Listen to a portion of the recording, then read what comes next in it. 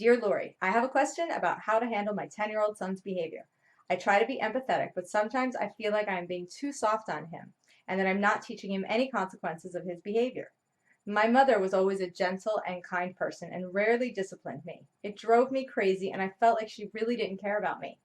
I want my son to know that I empathize with him, but I also want him to know when I am unhappy with his actions. And sometimes I need him to understand that his actions are showing me that he can't be trusted. For example, I'll say to him in a gentle tone that I'm disappointed in him and I want to help him do better. But no matter how kind I am, he gets angry, saying, I don't care, and then he shuts down. I am worried that I'm reinforcing the idea that he doesn't have to care. Where do I draw the line between empathy and making sure that he is taking responsibility for his actions? Laura. Ooh, hey, Laura. Okay, I love this question because this is a really great question, and you have beautifully illustrated an important principle in this work, and it's something that I want to highlight today because it's really important. Now, I've covered the age-old question of, how will they ever learn consequences in a few prior episodes. So today I want to talk about the second habit in my top 4 habits that we need to let go of, and that habit is shame. I think that every parent worries or questions their discipline at some point. Is it working? Is it reinforcing negative behaviors? Does my child respect me? So first, I think it's important to say that don't overthink things. We don't need to measure our success by our child's reactions in the moment. Just because a child reacts angrily to the discussion of his behaviors doesn't mean that the conversation is over, and it also doesn't mean that we have failed to set a limit properly. So just because you are aiming for non-judgment and for tolerance doesn't mean that you don't address what's going on.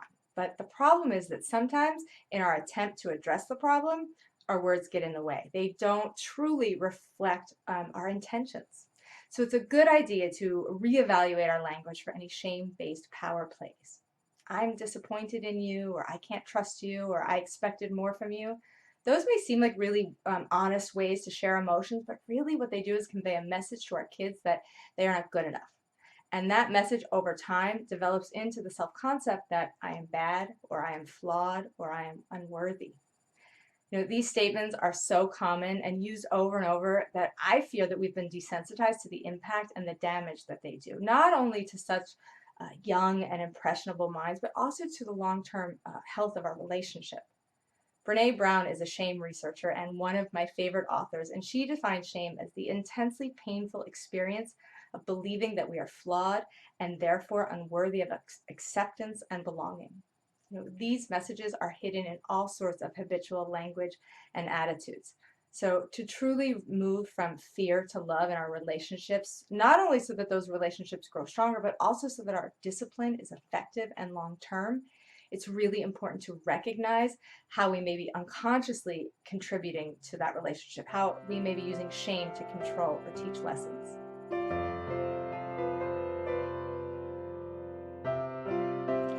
This kind of communication, while we think that it communicates our feelings, it really only denies our responsibility for our feelings and creates painful memories of unworthiness for our kids. I can't trust you, or I am disappointed in you. They may seem like the next logical steps to addressing a child who's breaking the rules or acting, in ways that aren't acceptable. But the problem is that it doesn't lead that child to reflection. It leads him to self-protection.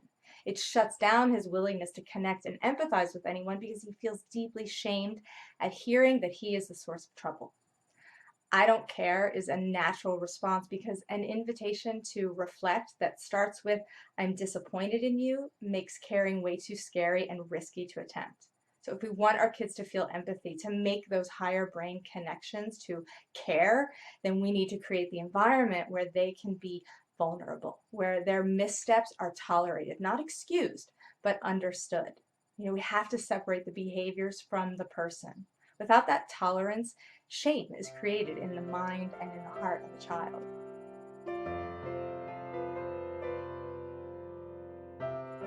Things like, I can't trust you, or what's wrong with you, they often translate into, I'm afraid that this behavior will happen again. That's what we're really saying. So I want you to say that. Be honest. Be willing to take responsibility for how you feel about the situation and then share that. You can lead your child to having the courage to self-reflect by giving him the experience of empathy, unclouded by your own fears and triggers. You can say, I'm disappointed in this outcome. You're not saying in you. You can say, I don't think that either of us expected this, and I do feel scared when I think about this happening again. This is going to help him relax into his own sense of compassion because you have shared your emotions with him and you've done it responsibly. You've done it in ways that create that emotional safety for him to do the same. You still let him know how the situation affected you, but you didn't do it in ways that disconnected you from each other. You can't control how he takes it in, but you can control how you present it to him. Laura, I can imagine that it was really hard for you to grow up with a mom who wasn't as attentive and responsive as you needed her to be. And I would bet that when your son shuts down or when he is not as responsive to your requests or to your feelings, that it can trigger you right back into that same emotional sense memory, that place where your mom didn't seem to care. And whether that was her intention or not, it was your experience and it had a very real effect on you. So unconsciously, those feelings about being cared for are going to influence how you feel about your behavior, your own behavior, and how you perceive your son. When he says, I don't care, I want you to back up and I want you to take care of you by practicing some self-empathy and compassion for the feelings that were just triggered in you. Only then are you going to be able to feel confident that providing that same empathy for your son is actually having a very real influence on his development. So Laura, that is my teachable moment for you. I hope it was helpful and I would love to know how it is going. So be sure to send me an email update on your family. All right, now I want to hear from you guys. How have you been affected by shame? What are your shame stories? What feelings of unworthiness are creeping into your unconscious and maybe affecting the relationships with the people that you love most? Having our stories heard and validated is a great way to let go. So let's go for it. I'm asking you, my brilliant community of non-judgmental listeners, to comment below with your story or with your support for another person who's trying to let go of shame. Connecting and supporting with others is how we grow and practice at having good relationships that are based on a foundation of empathy. And according to Brene Brown, this is a necessary requirement for building shame resilience. So jump in, join the conversation over at teachthroughlove.com because your message may be just the one needed to inspire someone else. Thank you for watching, and please remember it is about consciousness, not perfection.